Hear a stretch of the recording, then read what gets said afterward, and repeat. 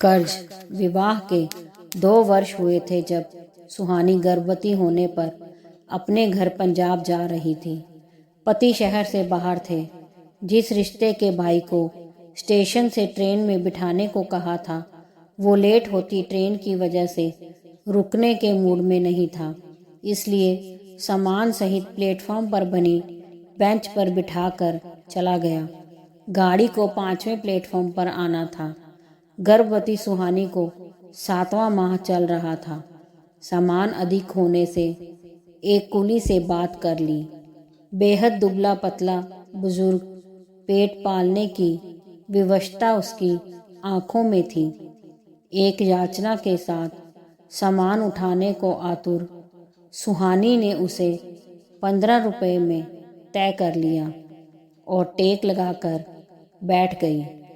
तकरीबन 1.5 घंटे बाद गाड़ी आने की घोषणा हुई, लेकिन वो बुजुर्ग कुली कहीं नहीं दिखा। कोई दूसरा कुली भी खाली नजर नहीं आ रहा था। ट्रेन छूटने पर वापस घर जाना भी संभव नहीं था। रात के 12:30 बज चुके थे। सुहानी का मन घबराने लगा। तभी वो बुजुर्ग दूर से भागकर आता हुआ दिखाई दिया। बोला, चिंता ना करो बिटिया, हम चढ़ा देंगे गाड़ी में। भागने से उसकी सांस फूल रही थी। उसने लपक कर सामान उठाया और आने का इशारा किया। सीढ़ी चढ़कर पुल से पार जाना था, क्योंकि अचानक ट्रेन ने प्लेटफॉर्म चेंज करा था, जो अब 9 नंबर पर आ रही थी। वो सांस फूलने से धीरे धीरे चल रहा था और सुहानी भी तेज चलने की हालत में ना थी। गाड़ी ने सीटी दे दी। भागकर अपना स्लीपर कोच का डब्बा ढूंढा। डिब्बा प्लेटफॉर्म खत्म होने के बाद इंजन के पास था। वहाँ प्लेटफॉर्म की लाइट भी नहीं थी और वहाँ से चढ़ना भी मुश्किल था। सुहानी पलटकर उसे आते हुए देख ट्रेन में चढ़ गई। तुरंत ट्रेन रेंगने लगी। कुली अभी दौड़ ही रहा था। हिम्मत करके उसने एक एक सामान रेलगाड़ी के पायदान के पास रख दिया। अब आगे बिल्कुल अंधेरा था। जब तक सुहानी ने हड़बड़ाए कांपते हाथों से 10 का और 5 का नोट निकाला, तब तक कुली की हथेली दूर हो चुकी थी।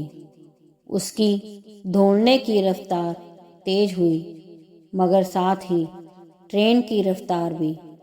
वो बेबसी से उसकी दूर होती खाली हथेली देखती रही और फिर उसका हाथ जोड़ना, नमस्ते और आशीर्वाद की मुद्रा में उसकी गरीबी, उसका पेट, उसकी मेहनत, उसका सहयोग सब एक साथ सुहानी की आंखों में कौंध गए।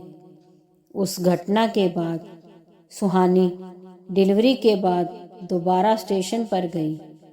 उस बुजुर्ग कुली को खोजती रही, मगर वो कभी दोबारा नहीं मिला। आज वो जगह जगह दान आदि करती है, मगर आज तक कोई भी दान वो कर्जा नहीं उतार पाया। उस रात उस बुजुर्ग की कर्मठ हथेली ने किया था। सच है, कुछ कर्ज कभी नहीं उतारे जा सकते। दोस्तों, अगर कहानी पसंद आई हो तो लाइक, सब्सक्राइब, शेयर ज़रूर कीजिए।